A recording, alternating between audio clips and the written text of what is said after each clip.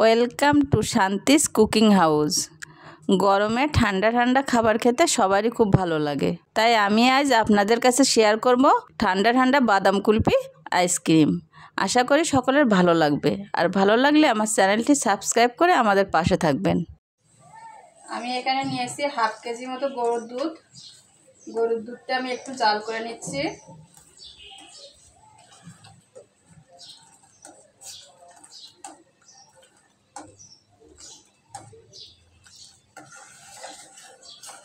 আমার দুধটা কিন্তু আগের থেকে একটু জাল করা ছিল।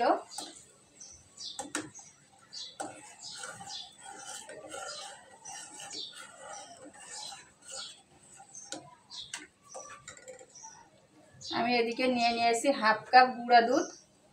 আমি এই গুঁড়া দুধের ভিতরে 1 চামচ গরুর দুধ তুলে একটু গুলিয়ে নেব। এই দুধটা এভাবে গুলিয়ে নেব।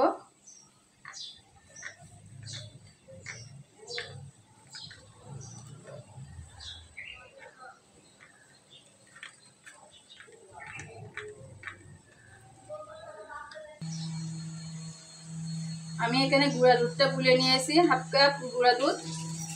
আমি এবার এর ভিতরে একটু কাস্টার্ড পাউডার দিয়ে গুলিয়ে নেব। আমি সেই গুলানো দুধের ভিতরে দিয়ে দেব কাস্টার্ড পাউডার 1.5 চামচ। আমি 1.5 চামচ কাস্টার্ড পাউডার দিয়ে গুলিয়ে নিচ্ছি।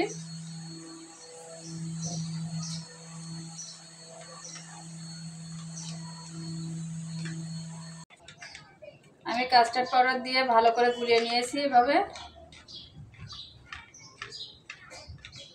ভালো করে গুলিয়ে নিতে হবে যাতে এর ভিতরে কোনো গুঁড়া না থাকে। আমি এবার এটা সাইডে রেখে দিচ্ছি। আমি যে গরুর দুধটা জাল করে নিয়েছি, আমি ওর ভিতরে দিয়ে দেবো হাফ কাপ চিনি। আপনার চিনিটা আপনাদের স্বাদ অনুযায়ী দেবেন।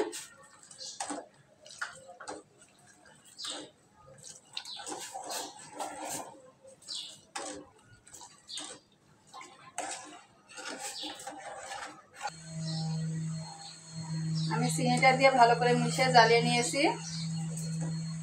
আমি এবার সেই গুলানো কাস্টার্ড পাউডার আর দুধ এভাবে দিয়ে দেব, দিয়ে মিশিয়ে নেব।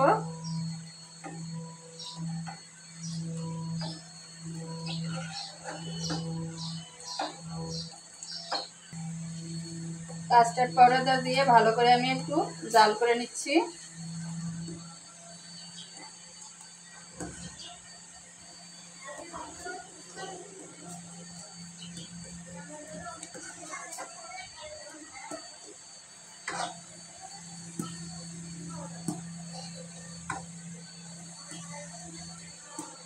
পাউডারটা দিয়ে ভালো করে একটু নাড়িয়ে চাড়িয়ে ভালো করে জ্বালিয়ে নিতে হবে।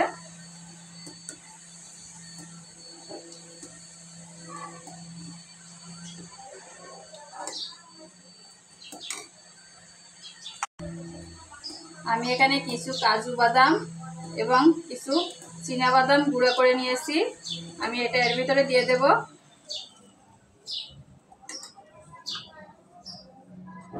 দিয়ে আবার ভালো করে মিশিয়ে নিচ্ছি।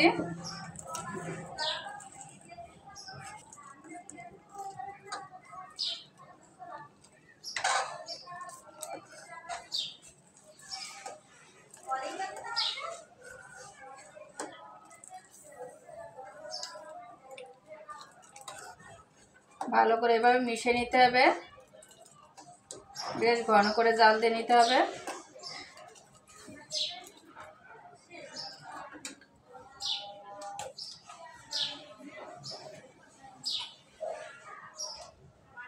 আমি এ পর্যায়ে দিয়ে দিচ্ছি একটু এলাচ গুঁড়া। এলাচ গুঁড়াটা দিয়ে আমি এবার একটু মিশিয়ে নিচ্ছি।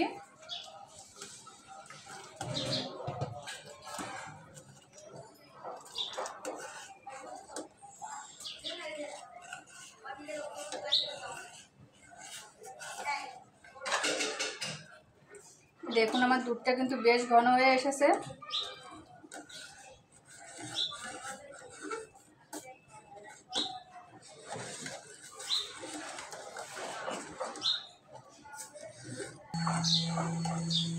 আমি 2 দুধটা কিন্তু ভালো করে জাল করে নিয়েছি। দেখুন কতটা আঠা হয়ে এসেছে। এরকম একটু আঠা করে নিতে হবে, তাহলে আইসক্রিমটা খুব ভালো হয় এবং খেতেও ভালো লাগে। আমি এ পর্যায়ে চুলা বন্ধ করে একটু ঠান্ডা করে নেব ওটা। আমি যে আইসক্রিমের জন্য মিশ্রণটা বানিয়ে নিয়েছিলাম, আমি ওটা ঠান্ডা করে নিয়েছি। আমি এবার একটা মোল্ডে ঢেলে নেব। তার জন্য আমি এরকম একটা আইসক্রিমের মোল্ড নিয়ে নিয়েছি। আপনাদের কাছে যে ধরনের আইসক্রিমের মোল্ড থাকবে তাতে আপনারা সেট করে নিতে পারেন। আমি এবার এর ভিতরে আইসক্রিমের মিশ্রণটা দিয়ে দেব।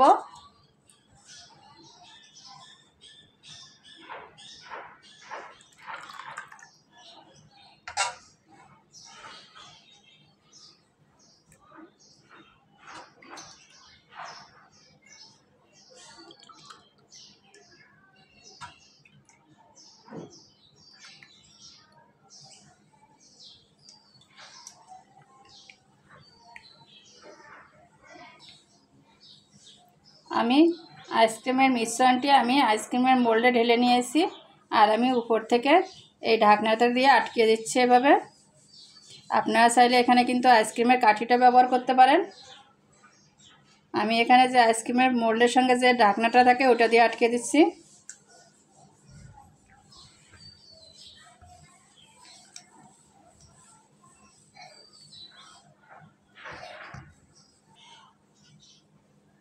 আমি মিশ্রণ মোল্ডে ঢেলে দিয়ে আমি এভাবে ঢাকনা দিয়ে আটকে দিয়েছি। আমি এবার এটা ডিপ ফ্রিজে রেখে দেবো 7-8 ঘন্টার জন্য। 7-8 ঘন্টা পর আমি আইসক্রিমের মোল্ড থেকে আইসক্রিমগুলো বের করে নিয়েছি। দেখুন কতটা লোভনীয় হয়েছে। আর আপনারা বাড়িতে একবার হলেও এভাবে আইসক্রিমটা ট্রাই করে দেখবেন। আশা করি সকলের ভালো লাগবে। আর ভালো লাগলে আমার চ্যানেলটি সাবস্ক্রাইব করবেন, লাইক কমেন্ট শেয়ার ফলো করে আমাদের পাশে থাকবেন। ধন্যবাদ।